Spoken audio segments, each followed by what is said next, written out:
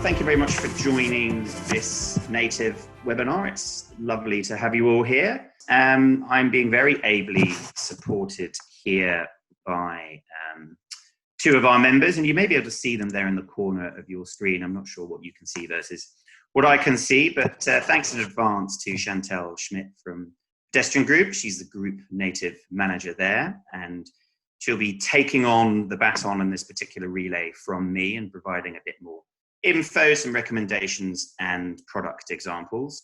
And after that, we've got Sebastian Graham, who's head of Native over at Verizon Media. So if you can't see them now, you soon will, worry not, as we pass the relay baton on.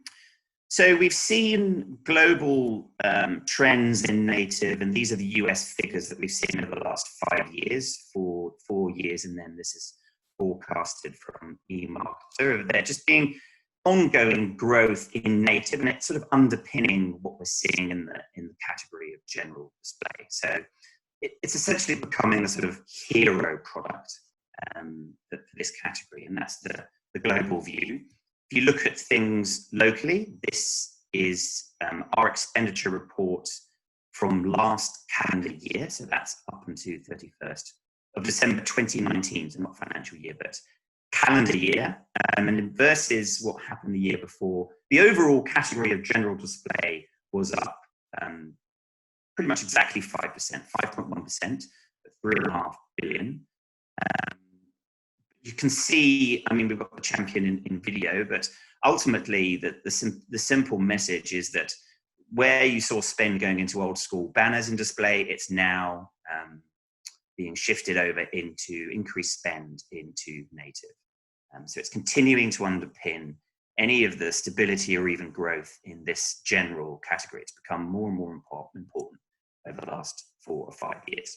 So with these trends and the importance of it as a product, particularly in and around a whole range of different publishers, we felt compelled to provide an update, which we did earlier this year. So this is an update to a 2017 handbook, and it was produced as an output from a dedicated working group we put together in 2016. They produced the first handbook in 2017. And there's a whole range of updates that we felt compelled to provide, and that's just what I want to run you through now. And then you can look at more recommendations and product examples from Chantelle and Sebastian afterwards. As ever, with a lot of the outputs that we do at IB Australia, this is a collaborative effort.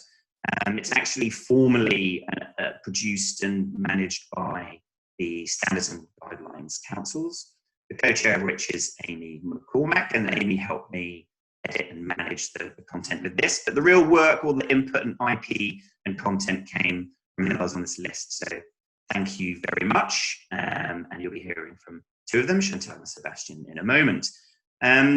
Alongside this content and this webinar, later this afternoon, you'll see a Q&A piece go out, a piece of editorial with input from pretty much all of these businesses and most of these individuals and a couple of others. So please look out for that this afternoon. We're jumping into that straight after this. But thanks again to everyone for their effort on this. It doesn't happen without collaboration. So the updates that we focused on from the 2017 version, fairly simple.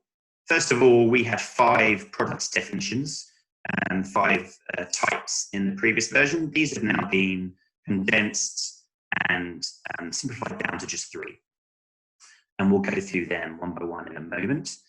Programmatic, so it was less ubiquitous back in 2017.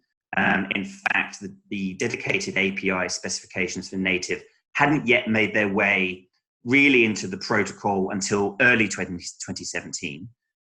So it was less common than it is now, whereas automation has really driven the efficiency and effectiveness of Native quite dramatically in the last 3 years or so. So it was imperative for us to include that in the update.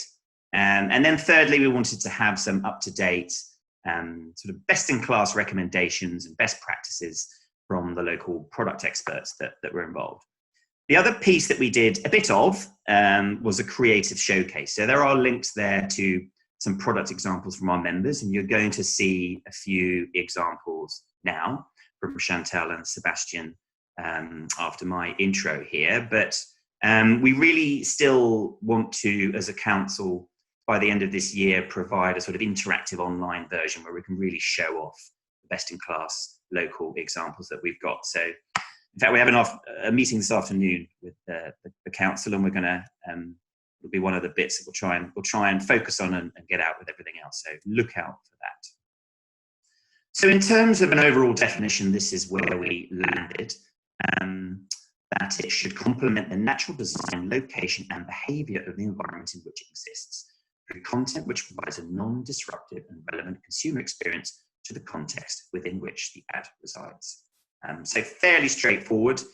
It sort of takes in a balance of the requirements around form, function. You want the content of the ad to complement the content and context of the environment in which it resides.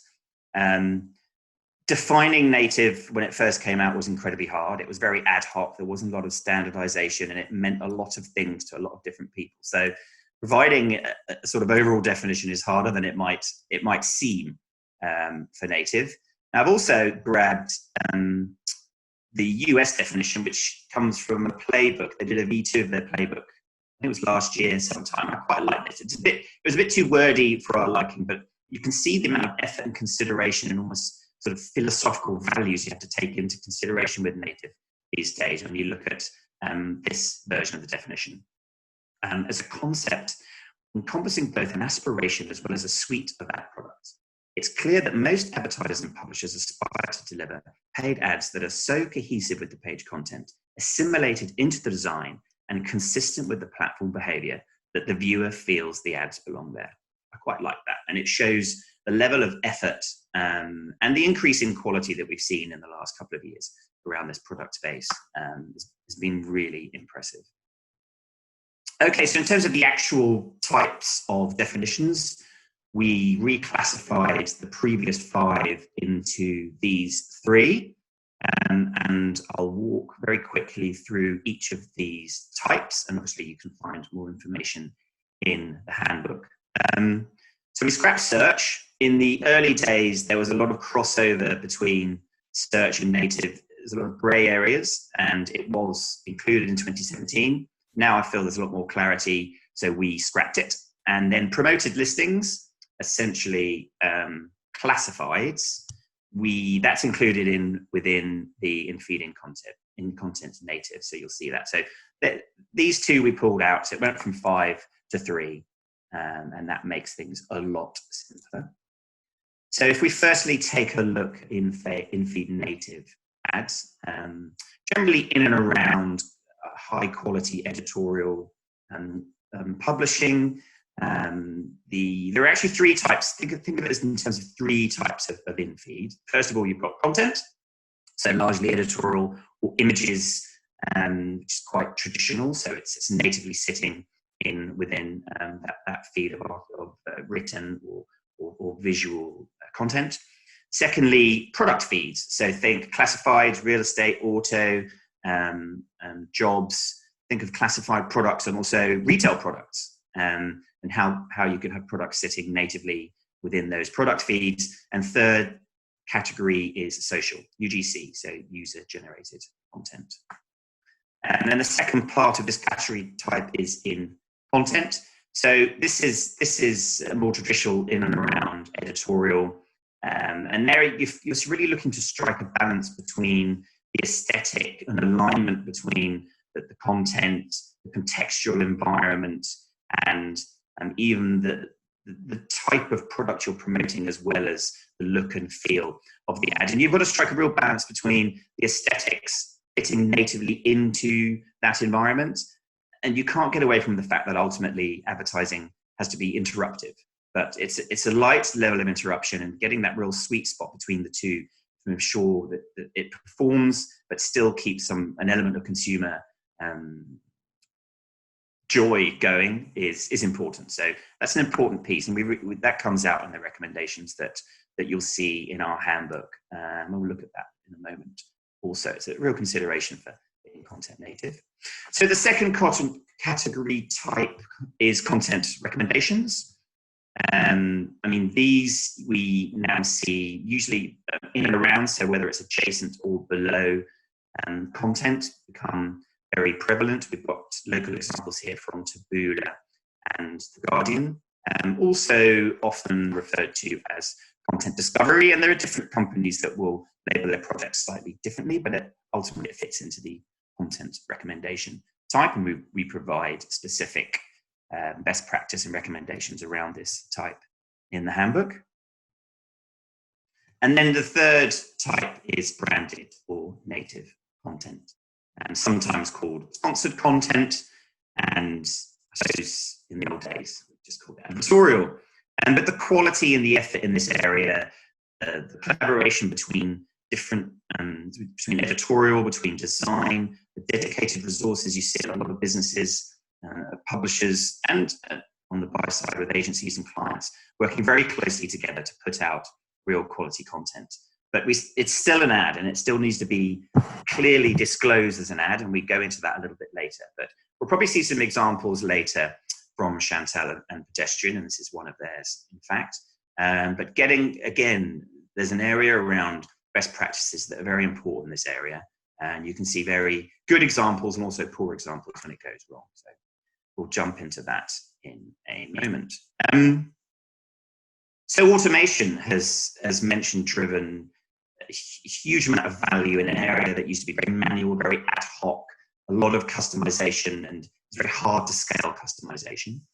But the first specifications were actually included in 2015 into the programmatic protocols. So these are known as the OpenRTB protocols, which are essentially the rules and parameters and definitions and specs around programmatic trading of all types. They were first incorporated in 2015, but it was only really in 2017 after we saw the release of 2.5 version of the protocols where the dedicated native API specs were first released. And it really picked up from there, and it's very ubiquitous now. And it was really moved beyond dynamic templating to provide huge value to help really drive the scale of this product type. We dive into a few recommendation areas for you in the handbook, and we recommend variety in terms of creative, ensure you're utilizing contextual targeting attributes or semantic targeting, really take that into consideration, and look strategically at your campaign mix. I mean, really programmatically or otherwise, but don't just narrowly look at how native's performing outside of everything else. Take everything into consideration and look at the bigger picture. So you'll find more information in the handbook on this section, but it was imperative to include it as it wasn't included in 2017. So in terms of best practices, and you'll hear a bit more from Chantelle and Sebastian in a moment on this, there's quite a lot of info in the handbook, so please take a look. There's a quote from Isabel over at Hearts and Science, which I've always used, so I've included it here. Good native content shouldn't involve tricking the audience into thinking the advertising is editorial content. It should deliver enough value that the reader engages voluntarily, even though they're aware it's coming from a brand. And I think that hits the mark in terms of just a straight line piece of advice to start with. But we go into a bit more detail and we break it down into these 5 areas. So what's your content strategy in terms of key messaging, etc. Looking at design around the look and feel. You want there to be a look and feel of real natural content. Consider your visual designs. We have a section on video. There's some little tips like trying to incorporate people into what you're doing, not just stuff or things. Location, i.e. where does the ad physically reside? And then behavior, which is sort of product speak for, what are people actually going to do? What the behavior that you're trying to drive? Are you looking to drive similar behaviors on site, or are you seeking to generate new behaviors from users off site? That type of consideration you really need to think about in terms of what you're putting together and how it performs. And then disclosure, which is incredibly important. We can't highlight this enough, that what's acceptable and unacceptable has become much clearer in the last year or so. So I actually pulled out paragraph from the handbook around disclosure. And the three areas that we really fell in line on in terms of getting the language right. I mean, there's high quality editorial in a lot of the native content that you're seeing, but it still clearly needs to be an ad, or you don't have to make it incredibly salesy or blatantly promotional. It still needs to be distinct to editorial content, and that's you need to take into consideration the actual language that you're using. The actual disclosure, whether it's sponsored by or brought to you by, needs to be clear and visible. So you're not trying to fool anyone. You're not trying to hide it away. There needs to be some real transparency on that. And then thirdly, and around consumer trust, and it's sort of linked in with number one, that the consumer needs to distinguish between whether it is an ad or editorial. And language is one point, but that can come into its structure, its form, its function. And you need to be very honest and build consumer trust in terms of what is and what isn't an advert. And it should be hopefully a high quality advert that consumer enjoys as a part of the experience. So that's an introduction to our handbook and some what the definitions are, and a little bit of an intro. I'll now hand over the baton to Chantelle from Pedestrian. So Chantelle, if you can now take over, and I'll come back to you at Q&A. Thank you very much.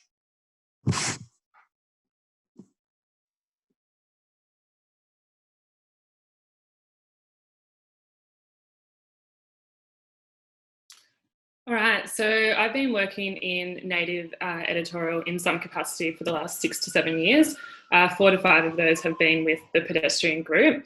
Started with Pedestrian TV, and then more recently we work across Pop Sugar, Business Insider, Gizmodo, Kotaku and Lifehacker.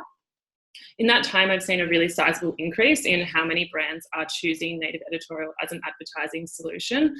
So just to give you a bit of an idea, in 2017, we did 230 natives for Pedestrian TV, and then the following year we did 750. So that's more than tripled in that time, which is a really interesting reflection on how many brands are choosing native editorial and the benefits that it can deliver. So just to go into those benefits a little bit, brands do choose native editorial because it gives them a more meaningful connection with consumers. So in the same way that you might read an article or hear a story and really resonate with it, native editorial should have that same opportunity because it's exactly the same as a normal editorial that you would read.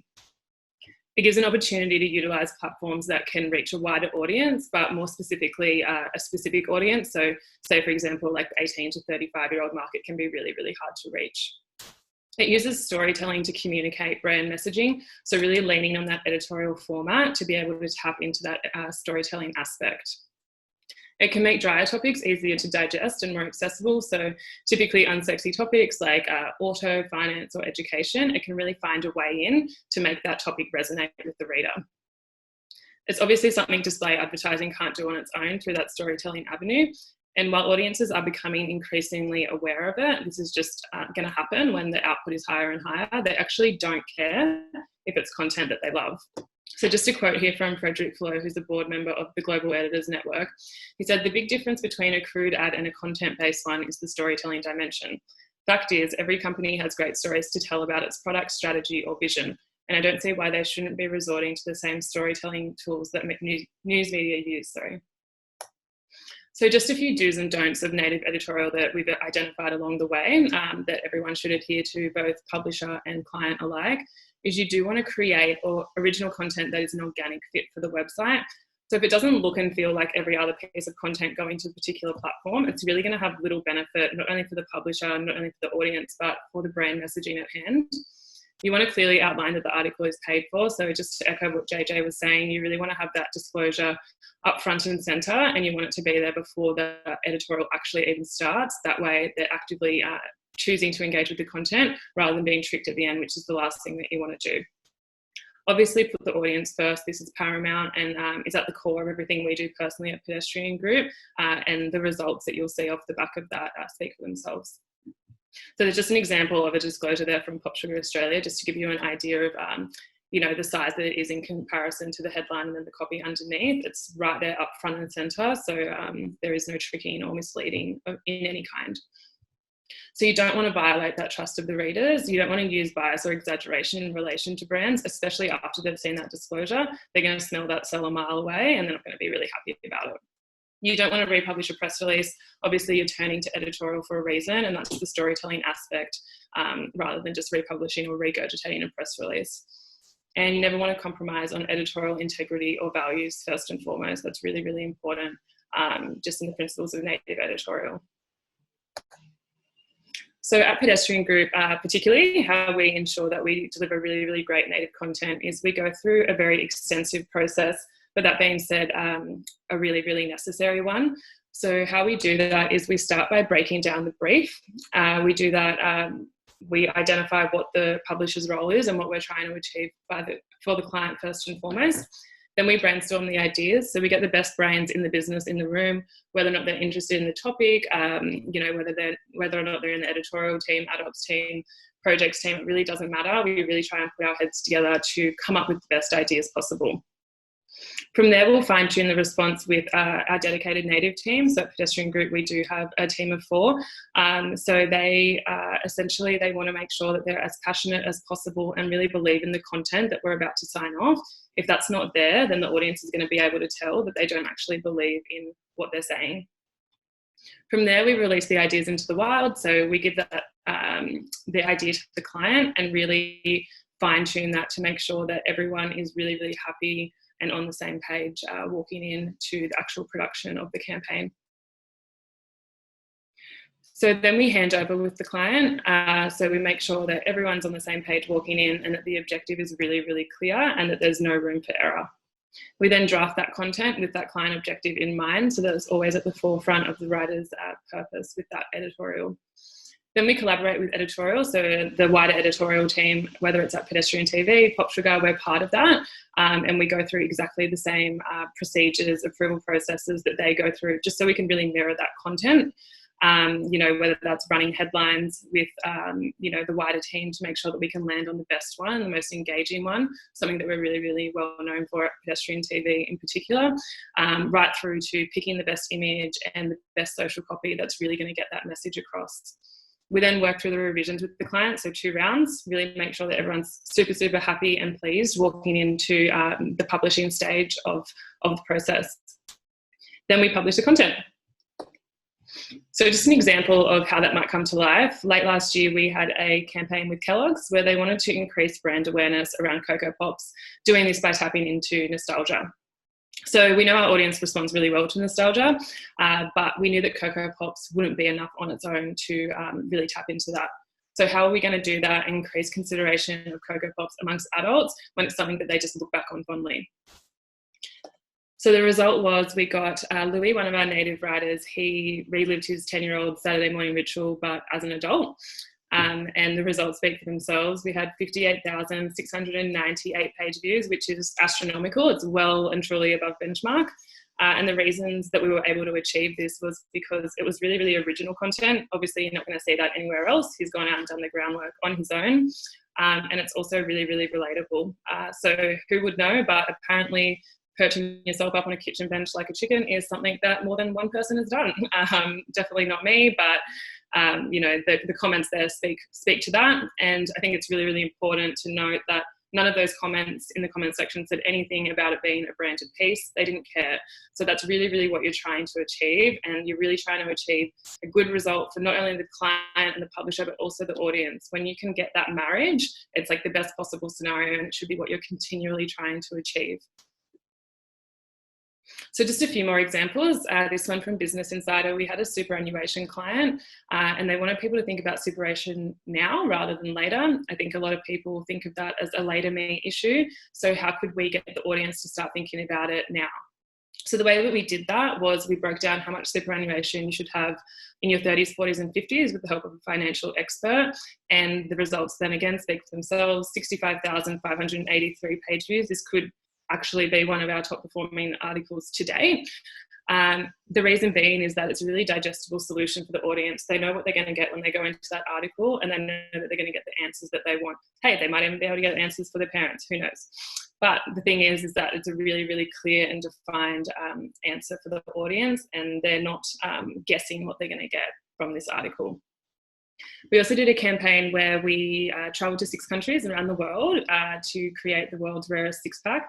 As part of this, we did a video campaign to document all of that in action. And then we also had accompanying editorials. The problem that we faced here, or the challenge I should say, is that we didn't want the content to be too same. We didn't want that repetition. So we had to ask ourselves, how are we going to cut through with this content that is coming out quite frequently at this stage? And the way that we did that was chose a very polarizing food, which is coriander. And again, the comments really reflect how much of a conversation starter and a debate starter that one is. So 858 comments. A lot of people tagging in their friends, and that's really, really a great result, because you want people to tag their friends because you want that to get in as many hands as possible, not just the Facebook followers for pedestrian TV, for example. You want it to be as widespread as possible. So something that's really important to remember is all of our highest performing articles have been a reflection of when the client has had complete trust in the publisher. It really is a collaborative experience at the end of the day. Sometimes it's a hard middle ground to find, but you can always find it, and there's always ways in which you can meet halfway. There have definitely been difficult conversations that we've had along the way, but with editorial integrity and our audience at the forefront, it's always achieved the best result at the end of the day. So just in summary, the difference between a good and a bad native is really just the same as the difference between a good and a bad editorial. You should really always have that approach, regardless of whether or not it's sponsored. So a good article adds value for the reader. If they're not getting anything out of it, if they don't get a takeaway, they're not going to be interested. It pushes boundaries, so you really don't want them to notice that it's a sold article, and when they do, they still want to engage with it anyway. You want it to spark conversation. So like coriander, you want them to tag their friends. You want that article to get in as many hands as possible. It's a better result for the client.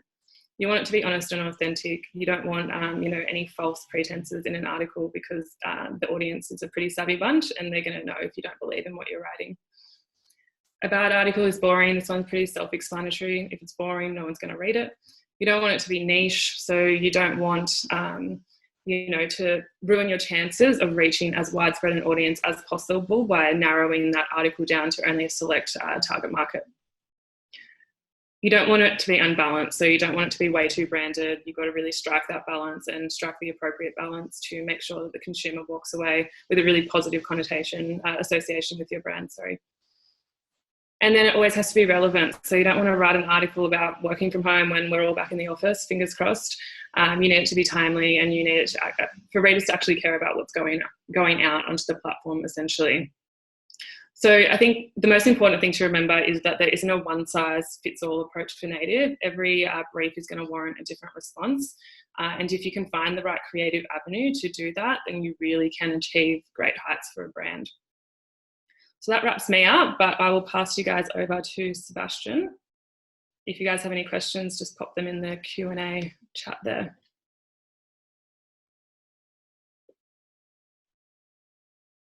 Good morning. I think this is working. Can everybody see my screen? I hope so. So thank you very much, Jonas and Chantelle. As mentioned, I'm Sebastian. I'm head of native at Verizon Media. And what I'm hoping to do over the next kind of 10 minutes is to expand a little bit on what Jonas was talking about of this evolution of native. I'm going to go a little bit further back than 2017, but I'm hoping to share with you how much has changed and what are the options that are available for marketers and for agencies and for publishers as we go through. The foundations, the very first building blocks of native was static content recommendation ads, right at the very bottom of articles across the entire world. And it felt like at some point every article I ever saw was looking at these and containing ads like these.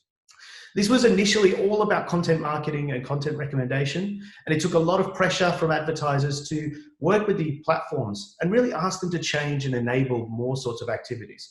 I remember for myself actually asking and putting a lot of pressure on to have direct response capability enabled in all of these. This has been a massive change across the industry, and we've seen that change a lot as well. This is the very first foundations of what native meant. I still think this is a lot of what people think of when they see native and when we talk to them about native as well, at least in a lot of the conversations that I have in market. And so from here, I'm going to progress and talk about how the evolution of native has changed and what are the now options available. First off, I think video was the next change. It was demanded and it was added. And if we think back in time, there was actually a period where video supply was incredibly short and advertisers wanted more and more and more digital video supply. And the implementation from a native perspective is typically either a click to play from a normal tile, or the example that we're showing here, thanks to Unruly, a push down content block. So it actually inserts itself into the content as we go through. This is a beautiful example of that in content placement Jonas was talking about. This is really still in the world of technology first. So these are technology partners providing content recommendation and video placements as well. Where I think the next evolution was when publishers started to get involved. And this is where my evolution and progress through native has come from. Is out of the Yahoo world, we're now Verizon Media. And these are two examples of in-feed native into this placement and really opening up the placement there that Jonas was talking about. We initially called this Gemini, and it's now evolved over time. It's called Verizon Media Native. But it's not just us. You can see examples of this on a wide variety of sites. Personally, we saw an example with the Guardian Labs earlier from Jonas. And also I see quite a lot across the Fairfax properties when I read those as well. But many, many publishers now use this placement like this to distribute their branded content campaigns and other pieces. Where I think Yahoo really evolved this was actually the combination of both editorial and a full-blown product engineering piece. Jonas talked about search being a really important partner and part of native initially. And actually our Gemini product and our Verizon Media Native evolved out of the search platform that Yahoo had as well. So all of this capability and functionality really came fully fledged in from a search environment. There are many, many examples of in-feed native, but I just wanted to share those two as the first piece. This example is probably somewhere in the mid-2010s, and then native stayed in this world for probably another 3 or 4 years. And then there's been a huge amount of evolution since then as well. The first one of those that I want to share is one of the ones that we've gone through and developed. If we think about a content feed, and especially from our environments and our worlds, there is a vast array of styles and formats which live in that content itself. So you might have a scroll of editorial articles, or you might have a full-blown image or video coming through and playing. And so we decided that actually with the variability in content feed, we need to have variability in the editorial and the advertising formats as well. So we created this option, which we call a moments ad. This is where the power of having both editorial and engineering in one placement actually lives and breathes together. You can see in the Kia example, the ability to actually integrate and play and do some really deep, rich environments. This is a really wonderful evolution for native, where it now steps up the funnel and enables some really, really strong branding outputs as well. But it's not only gone up the funnel, we also see evolution down the funnel.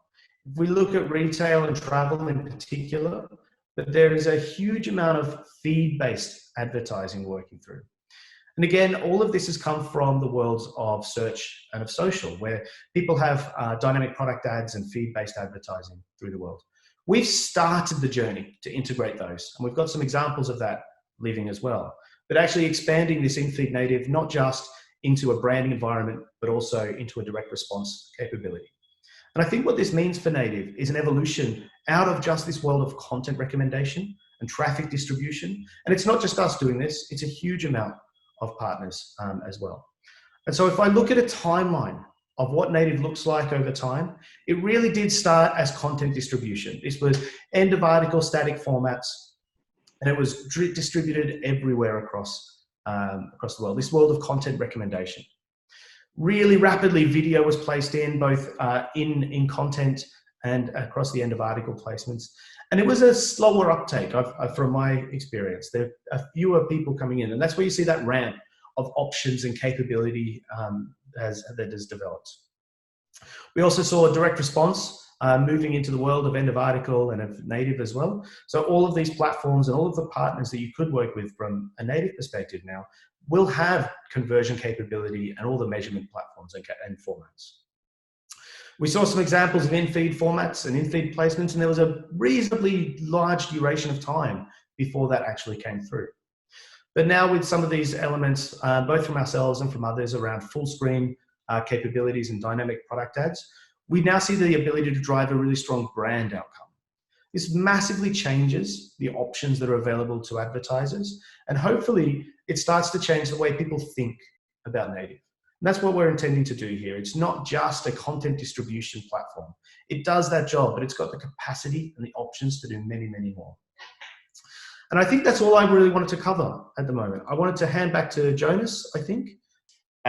We've passed our 45 minutes, we're into 15 minutes now, and thank you very much, everyone.